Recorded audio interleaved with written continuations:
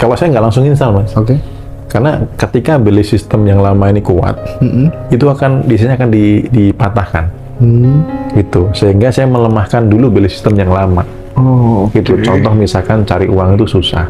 Nah, ini dilemahkan dulu, Mas. Karena kalau nggak bisa kan sudah jelas cari uang itu susah. Kalau nggak nyicil nggak kesampaian. Lalu diinstal saya miliarder, ditolak langsung, Mas. Gitu. Karena sama-sama kuat di bawah sadar. Gitu. Nah, makanya di bawah sadar ini dilemahkan dengan punya kesadaran baru, dengan fakta kebalikan, kemudian diikhlaskan untuk dilepaskan, habis itu baru diinstal. Manusia bisa menciptakan sesuatu di medan kuantum. Ketika itu fix ya, menciptakannya badan imajinasi. Itu akan turun ke menjadi realita kayak Walt Disney dan lain sebagainya, semuanya dari imajinasi. Ya, handphone atau jam tangan ataupun berawal. Happy hockey! Makin happy! Makin hockey!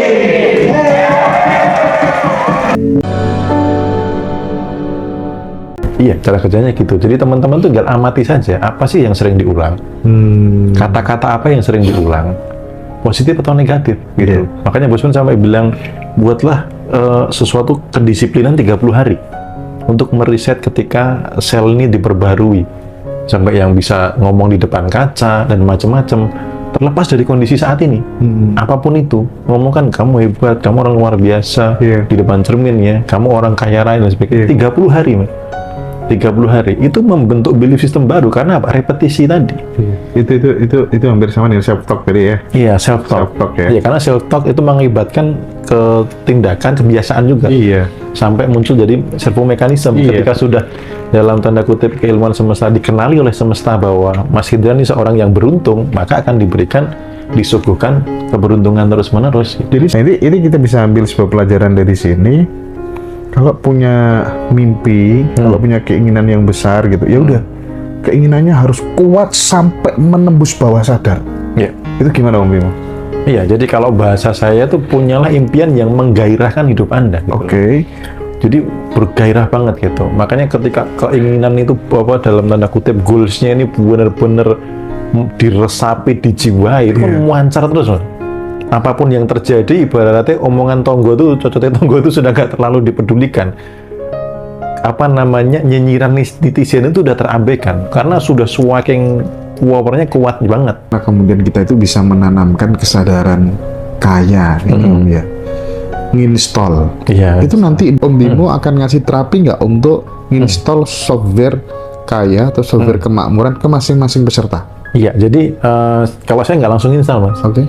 Karena ketika beli sistem yang lama ini kuat, itu akan biasanya akan dipatahkan, gitu. Sehingga saya melemahkan dulu beli sistem yang lama. Gitu. Contoh misalkan cari uang itu susah. Nah, ini dilemahkan dulu, Mas. Karena kalau nggak bisa kan sudah jelas cari uang itu susah. Kalau nggak nyicil nggak kesampaian. Lalu diinstal saya miliarder, ditolak langsung, Mas. Gitu. Karena sama-sama kuat di bawah sadar. Gitu. Nah, makanya di bawah sadar ini dilemahkan dengan punya kesadaran baru, dengan fakta kebalikan, kemudian diikhlaskan untuk dilepaskan, habis itu baru diinstal baru. Diinstal baru pun masih saya bekali teman-teman untuk bisa self talk di rumah. Dan tadi salah satu peserta Mas yang di sini itu ada peserta yang last minute karena mau ikut pelunasannya kurang H-1 ya, H-1 dari pelunasan, rencananya mau ngelunasin malam. Tapi tiba-tiba siang, Mas. Karena dia nempel belief system baru itu ditempel di cermin. Sampai dia baca. Jadi apa yang saya install di bawah sadar, dia juga tempel di cermin di rumah, lalu dia baca. Sambil ngaca, sambil dia baca. Kemarin siang, Mas, rukonya ada yang beli. Jadi dia jual ruko. Awalnya cuman pengen deal aja, nggak pengen DP dulu. Tapi tiba-tiba di depan notaris, saya mau DP dulu deh. Sampai bisa buat pelunasan ini dan pelunasan beberapa tanggungan beliau gitu. Dari setelah diinstal masih saya bekali kalau mau diulang di rumah ini teksnya, ini programnya gitu. Tadi sempat loh Bosman mengatakan bahwa kisahnya Enduk tadi ya. Jadi kan beliau reuni sama teman-temannya gitu kan. Si Enduk mana ini nggak muncul, coba tanya Bosman itu yang ahli nujum gitu. Si Enduk gimana kira-kira kondisinya hari ini? Oh, pasti dia sekarang sudah ini apa tuh namanya bawa mobil sport gitu kan ya, mobil sport itu. Tuh semuanya nggak ada yang percaya. Tiba-tiba 5 menit kemudian gitu si Endo ini datang keluar dari mobil sport gitu. Kenapa Bosman kok bisa menebak? Karena dia niteni masa lalunya dia. Iya. Jadi si Endo ini, Om Bimo, dia itu meskipun dulu masih sekolah gitu, masih kecil, dia sudah punya yang namanya prosperity conscious. Jadi sudah punya kesadaran kaya. Contohnya adalah orang yang memiliki kesadaran kaya itu suka membantu orang lain, ringan Betul. tangan. Iya. Ya, terus kemudian meskipun dia nggak punya gitu, ada kesempatan nyumbang, dia nyumbang gitu ya.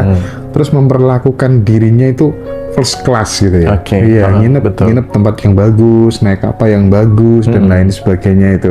Itu yang menjadi analisa Bosman. Nah, Iya, ini kan moral story-nya kan, oh kalau ciri-ciri orang yang punya kesadaran kaya itu begitu toh. Iya. Nah, akhirnya kan gitu ya Om ya. Dan pasti kaya kalau sudah punya kesadaran kaya. Iya. Gitu.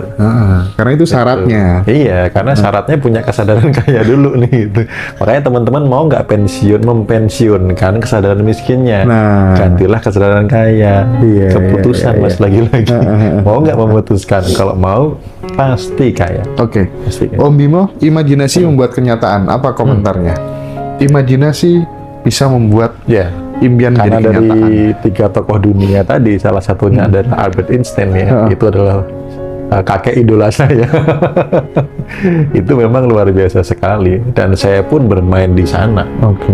Gitu. Jadi ya imajinasi sampai dikatakan Albert Einstein lebih Penting daripada powerful, lebih penting daripada pengetahuan. pengetahuan. lebih powerful ya. Lebih powerful gitu. Kalau dibedah di fisika kuantumnya jelas banget Mas. Jadi imajinasi itu mencetak sesuatu hal yang fix di medan kuantum, sehingga dia akan turun menjadi material, benda atau kejadian atau apa yang diprogram. Oke. Karena setelah fix di medan kuantum itu ada kecerdasan universe sebenarnya.